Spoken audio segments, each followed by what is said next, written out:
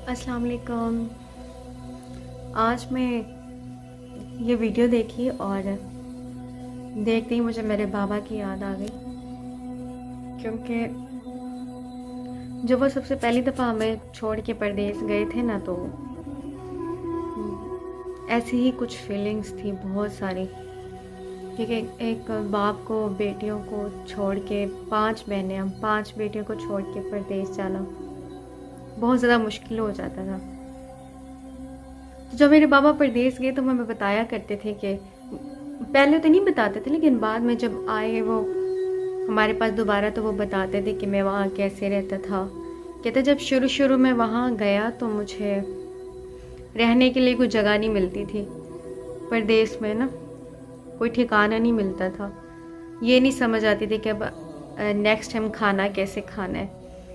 कहते जब रात होती, जिस दुकान में थोड़ा बहुत काम स्टार्ट करना शुरू किया, सारे घर चले जाते थे। वो फिर फुल गर्मी में ना, तो मतलब जो पंखे की जो हवा होती वो होती, लेकिन एक शटल बंद करके रात को उसके अंदर सोया करते थे वो।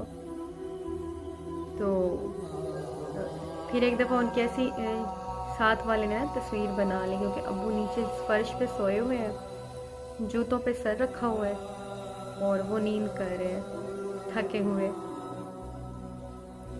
कभी कभी वो कहते थे कि हम गाड़ियों के अंदर सो जाया करते थे। गाड़ियाँ पार्क लगी होती थी तो हम उनके अंदर फोल्ड वगैरह होकर ना सो जाया करते थे।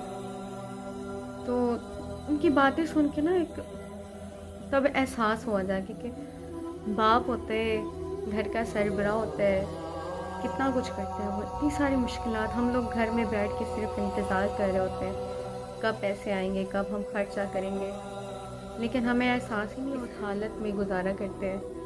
स्पेशली परदेसियों के लिए, जिनके भाई गए हुए हैं, बाप गए हुए हैं, शोहर गए हुए हैं, उनके पीछे घर वालों के लिए मैसेज है कि खुदारा अपने जो सरबराह हैं, जो आपसे दूर कमाने के लिए गए हुए, उनके माल और इज़्ज़त की हिफाजत किया करें, और ये आप पे फ़र्ज़ है।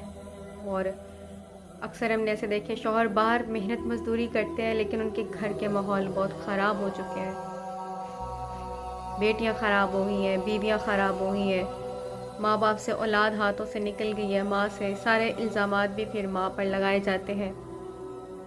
तो एक देखा, मेरी एक दोस्त थी तो उसके बाबा ऐसे गए हुए, यकीनन मेरे बाबा की तरह वो भी ऐसे ही मेहनत करते होंगे, लेकिन वो लड़की बहुत ज़्यादा आगे निकल चुकी थी पीछे। आज़ादी का फ़ायदा उठाना बहुत ज़्यादा गलत। तो वो एक दिन ज़रूर पछताएगी, लेकिन खुदा के लिए ऐसा ना किया करे। तो उनके साथ जो तकलीफ़ उनको सहनी पड़ती है ना, वो हम एक दिन भी नहीं बर्दाश्त कर सकते। अल्लाह का लाख लाख शुक्र है कि अल्लाह ताला ने हमें लड़की बनाया, औरत बनाया, इज़्ज़त दी। जो इस्लाम ने इज़्ज़त दी है वो आज तक किसी मज़हब ने इज़्ज़त नहीं दी।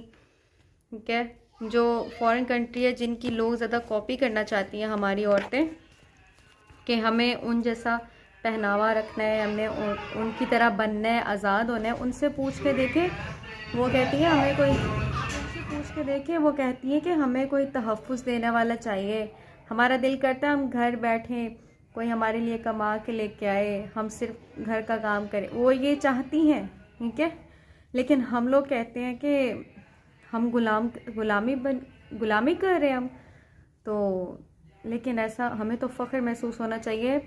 हमारा मुहाफ़िज़ हमारा भाई होता है, हमारा बाप होता है, हमारे दादा चाचा, ये सारे रिश्ते हमें मिले हुए हैं, जबकि उन लोगों के पास तो कोई रिश्ते ही नहीं है। तो हमें कदर करनी चाहिए ना। जो लोग भी परदेस गए हुए, अल्लाह ताला उनको सेहत, तंदुरुस्ती और लंबी ज़िंदगी अता फ़रमाए, उन्हें वहाँ की मुसीबतों से लड़ने की ताकत अता फ़रमाए, ताकि वो अपने ख़ानदान को ऐसे तहफ़्फ़ुज़ फ़राहम करते रहें और उनकी देखभाल करते रहें। अल्लाह ताला कभी भी उन पे कोई आँच ना लेके आए। तो आपके घर वालों को चाहिए उनके नाम का सदका देते रहा करें, उनके नाम का सदका देते रहा करें, क्योंकि सदका जो होता है बलाओं को टालता है, लंबी उम्र भी लंबी करता है, बहुत सारी मुसीबतों से बचाता है। तो हमेशा उनके लिए दुआ किया करें, करते होंगे, लेकिन प्लीज़ उनके माल और इज़्ज़त की हिफाजत ज़रूर किया करें, ख़ास कर ये औरतें। अल्लाह हाफ़िज़।